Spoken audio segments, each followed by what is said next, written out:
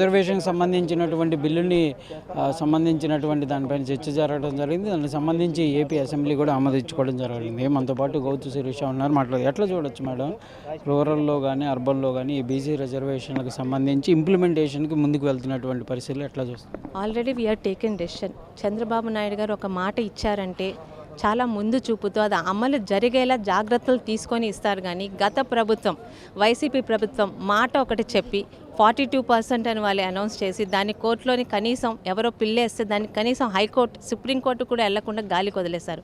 ఈరోజు చంద్రబాబు నాయుడు గారు చాలా ఆలోచించి, ముఖ్యంగా ఇటు ఎన్డీఏ కూటమిలోని బీజేపీ వారి సహకారంతో, ఇక్కడ పవన్ కళ్యాణ్ గారి సలహాలతో రేపు ఉదయమే అంటే వితిన్ అక్టోబర్లో జరగబోతున్న మున్సిపల్ ఎలక్షన్స్, అలాగే జెడ్పీటీసీ, ఎంపీటీసీ, సర్పంచ్ ఎలక్షన్స్లోని ఈ 34% అలాగే 33.33%ని అమలు చేస్తామన్న నమ్మకంతో ఈరోజు మాట ఇచ్చారు. మాకు ఆ నమ్మకం ఉంది.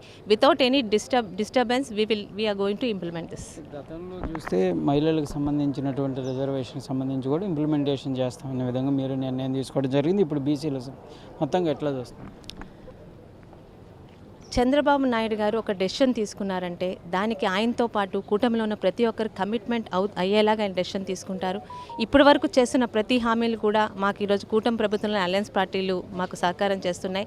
అలాగే ఇంకా 33% ఉమెన్ రిజర్వేషన్ సెంటర్లో ఓకే అవ్వకపోయినా మొన్న మహానాడు సందర్భంగా మా యువ నాయకులు మేము ఖచ్చితంగా మా రాష్ట్రంలో అమలు చేసి తీరుతామన్నప్పుడు మీకు అర్థమైంది. మాట ఇచ్చారంటే కమిట్మెంట్ అవుతుందని ఖచ్చితంగా నమ్మకం ఉందండి. చేసి తీరుతామన్న ఒక బలీయమైన నమ్మకంతో రేపు ఉదయం 2 నెలల్లోనే కూటమి ప్రభుత్వం ఈరోజు లోకల్ బాడీస్కి వెళ్తుంది. అందులో అమలు చేసి తీరుతాం. అప్పటికైనా ప్రతిపక్షాలు నోరు మూసుకుంటాయని అనుకుంటున్నాం. ప్రధానంగా బీసీ రిజర్వేషన్లకు సంబంధించినటువంటి అంశంలో కంపల్సరీగా చంద్రబాబు నాయుడు, సీఎం చంద్రబాబు ఏదైనా హామీ ఇచ్చాడంటే అది కంపల్సరీగా అమలు జరుగుతుంది అనే విధంగా కూడా గౌతు శిరీష చెప్తున్నటువంటి పరిస్థితి. కెమెరామెన్ మనోజ్తో సాయి శంకర్, ఏపీ అసెంబ్లీ నుంచి.